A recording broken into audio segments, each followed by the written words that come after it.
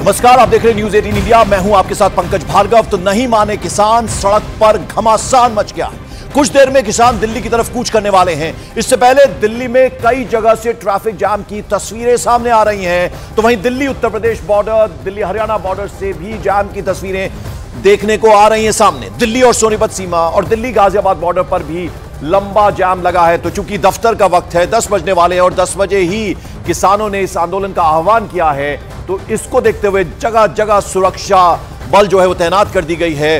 पूरे के पूरे बॉर्डर्स को, चाहे हरियाणा बॉर्डर हो, पंजाब बॉर्डर हो, दिल्ली बॉर्डर हो, सबको एक तरह से छावनी में तब्दील कर दिया गया है। लेकिन अब इसका सीधा सीधा असर ट्रैफिक पर पड़ने लगा है। जगह जगह जाम की तस्वीरें ये आप देखिए, लंबी कतारें जो है वो गाड़ियों की नजर आ रही है। अमूमन दफ्तर के वक्त पे ट्रैफिक जाम रहता है, लेकिन इस बार चूंकि किसानों ने आंदोलन का आह्वान किया है, 10 बजे का वक्त, दिल्ली चलो आंदोलन किसानों ने एक तरह से छेड़ा है, यह आह्वान किया है, तो उसको देखते हुए अब आप देखिए कैसे दिल्ली उत्तर प्रदेश बॉर्डर में जगह जगह लंबी कतारें गाड़ियों की लगी है। लोगों को खासी समस्या हो रही है। दिल्ली हरियाणा बॉर्डर की भी लगभग कमोबेश वैसी ही तस्वीरें हैं। तो आज मुश्किल होने वाली है दिल्ली वासियों को। अब जैसे जैसे 10 बजने वाले हैं तो ट्रैफिक पर उसका सीधा सीधा असर पड़ने वाला है। वैसे लोगों को मालूम है इस आंदोलन के बारे में, लेकिन अभी आप देखिए बावजूद इसके लोगों को दफ्तर पहुंचना है तो किस तरह की दिक्कतें लोगों को आ रही है। हमारे तमाम सहयोगी चप्पे चप्पे पर तैनात हैं।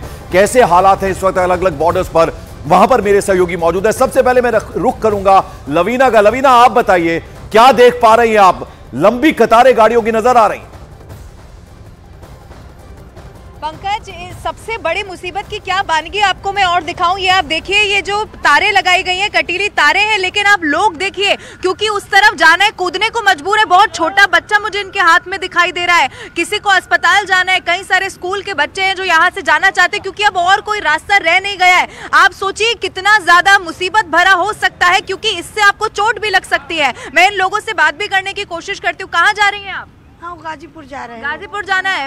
अब ऐसे कैसे जाएंगे कूद के? अब कैसे बताऊँ, बड़ी परेशानी है। हाँ, अब क्या कहूँ, कैसे जाऊँ, चढ़ भी नहीं पाऊंगी इस पे। आप बताइए कहाँ जा रहे हैं आप? मैं जा रहा हूँ एडमिट कार्ड लेने लड़की का। लड़की स्कूल में है। हाँ। उसका एडमिट कार्ड दिया नहीं है तो मुझे ये ऐसे कैसे जाएंगे? इससे तो बड़ी दिक्कत। अब तो दिक्कत उठानी पड़ेगी। अब तो आप क्या स्कूल कॉलेज कहीं जा रहे हैं? नहीं, मैं तो मंडी जा रहा हूँ। अच्छा, हाँ, यहाँ पर मंडी भी है। मंडी में सब्जी वब्जी लेने जाता हूँ, मार्केट लगाता हूँ इंद्रापुरम। कहाँ पर जा रहे हैं आप? मंगलम। तो ऐसे कूद के आप निकलना तो पड़ेगा, पेरेंट्स मीटिंग है ना। अच्छा जी, उसमें जाना है स्कूल में। आप बताइए, इन्हीं के साथ हैं आप? लाजपत नगर जाएंगे। अब आप देखिए कि कई सारे ऐसे, बताइए क्या क्या बोलना है? आप बोल रहे हैं कि किसानों के साथ में खड़े रहेंगे। जो भी बात है बोलने दो ना मैडम। अरे बोलो भाई, हाथ दूर करके बोलो ना। हम किसानों के साथ रहेंगे, जो भी हालात है उनसे गुजरेंगे, कोई दिक्कत नहीं है इसमें। ऐसे ठीक है, चलिए, इमोशन इनका होगा, लेकिन आप देखिए बहुत मुसीबत भरा है। पंकज, जो तस्वीरें मैं दिखा रही हूँ, यहाँ पर मुझे पुलिस के जवान भी दिखाई दे रहे हैं। कोशिश यही की जा रही है, बिल्कुल। तो किसी को दफ्तर पहुंचना है, किसी को अपने बच्चे का एडमिट कार्ड लेने के लिए जाना है, एडमिशन कार्ड, उसके अलावा पेरेंट्स टीचर मीटिंग अटेंड करनी है। महिलाएं हैं, कंटीली तारें लगी हैं, लेकिन लोग उस पर भी चढ़ने को मजबूर हो रहे हैं। तो ये स्थिति है जो हमारी सहयोगी लवीना बता रही थी। जावेद, जरा आपके पास मैं आना चाहूंगा। अब 10 बजने में लगभग 10 मिनट का ही वक्त बाकी है। कितना तस्वीर में अंतर आया? किसानों ने जो है वो ऐलान कर दिया कि सब कुछ शांतिपूर्वक तरीके से होगा, हम भी चाहते हैं कि बातचीत हो, लेकिन दिल्ली चलो आंदोलन जो है वो जारी रहेगा, हम दिल्ली पहुंचेंगे कैसे भी। देखिए, अगर दिल्ली चलो का आंदोलन जारी रहेगा तो स्थिति कैसी होगी वो तो वक्त बताएगा, लेकिन फिलहाल सिंघू बॉर्डर की तस्वीर हम लगातार दिखा रहे हैं। आप तस्वीर देखिए, यहाँ पर अब गतिविधियाँ बढ़ रही हैं, सुरक्षा के और ज़्यादा पुख्ता इंतजाम किए जा रहे हैं। हो ये रहा है कि ये जो हाईवे है सिर्फ इस पर एक लेन चल रही है, इसको और ज़्यादा दुरुस्त किया जा रहा है। और देखिए, जिसकी वजह यही है कि ट्रैफिक जैम की स्थिति यहाँ पर बन गई है। ये हरियाणा से दिल्ली आने वाला ट्रैफिक है, लेकिन अगर आप दिल्ली से हरियाणा आने वाले ट्रैफिक की स्थिति देखेंगे, हम थोड़ा सा आगे चल के दिखाना चाहें तो वो भी स्लो मूविंग है। उसकी वजह यह है कि ये जो आप बड़े बड़े कंटेनर्स देख रहे हैं, इसको इस तरह से सेट किया जा रहा है कि सिर्फ यहाँ से एक लेन वाहन ही निकल सके। आप तस्वीरों में देख सकते हैं, यहाँ पर क्रेन के ज़रिए इसको जो कंटेनर्स हैं इनको सेट किया जा रहा है, और जिसकी वजह यही है कि जो ट्रैफिक है वो प्रभावित हो रहा है। कोशिश पुलिस की यही है कि अपनी पूरी तैयारी रखी जाए।